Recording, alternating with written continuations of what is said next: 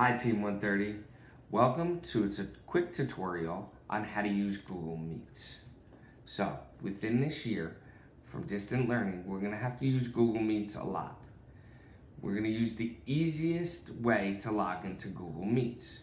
First thing you're going to do is log into our Google Classroom. Once in our Google Classroom, you'll see right here at the top, Meet link. You're going to click on that, and that's how you join our Google Meets. The meet will only be open during the designated times within your schedule. A few helpful hints. When we go to a meeting, you want to make sure that you have a blank wall behind you. Do not sit next to a window or open door because the reflection from the sun, I won't be able to see very well.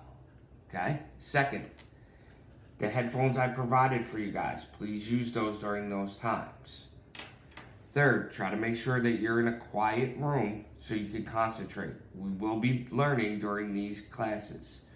So I want to make sure that you're in a quiet space, you're sitting nicely at a table, and you have your materials you need for learning.